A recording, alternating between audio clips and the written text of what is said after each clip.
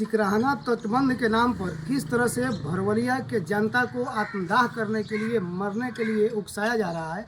अभी मेरी मौजूदगी जो है सिकराहना तटबंध पे है और मैं आपको अभी दिखा रहा हूँ यहाँ के ग्रामीण लोगों को क्या कुछ कहना है। जो 1 कट्ठा ज़मीन का 100 रुपये के हिसाब से 1978 के मुआवजा राशि को आज भी 2026 में लागू किया जा रहा है। और कहीं ना कहीं से दुर्भाग्यपूर्ण खबर जो है बेतिया पश्चिमी चंपारण के भरवलिया गांव से मैं आपको दिखा रहा हूं। सिकराहना तटबंधन बनाने के नाम पे किस तरह से यहाँ किसानों का शोषण किया जा रहा है, आइए वहाँ के ग्रामीणों से जानने का प्रयास करते हैं। बोल रहा है स्कूटी इंजीनियर यहाँ पे बोल रहे थे कि हम पुराना रेट से आपका ट्रेजरी में पैसा जमा है वही रेट से आपको पैसा मिलेगा। अच्छा, तो पुराना रेट क्या है? पुराना रेट उस समय 100 रुपया कट्ठा उस समय रेट का चल रहा था किसानों का।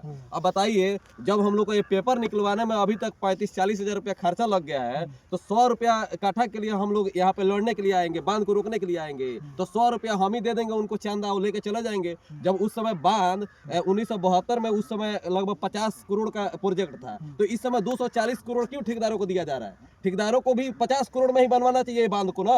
अगर किसान 100 रुपया कट्ठा अगर किसान लेकर अपना बजर गुजारा करेगा, तो 240 करोड़ ठेकेदारों को क्यों दिया जा रहा है विभाग द्वारा? उनको भी 50 करोड़ देना चाहिए, उस समय के रेट से बांध का रेट देना चाहिए, इस समय बनवाना चाहिए। क्या दिक्कत है?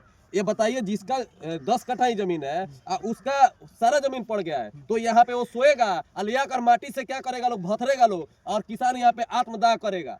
नहीं तो बिना पैसा अगर दिए यहाँ पे बांध बनेगा, तो यहाँ पे कम से कम 50, देखिए 32-33 किसानों का पैसा नहीं मिला हुआ है, उनका फैमिली में अगर 5-6 भी जोड़ा जाए तो 200 जनानी और बच्चे मिलकर होगा।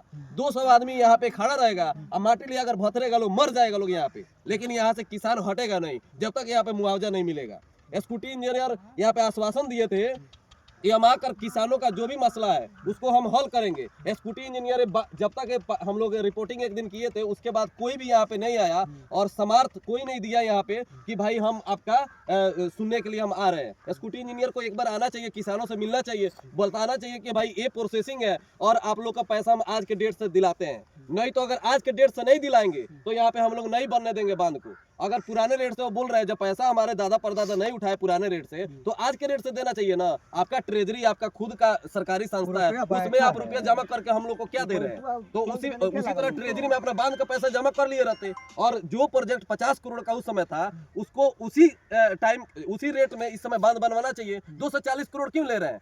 ये किसानों का हमेशा शोषण हुआ है,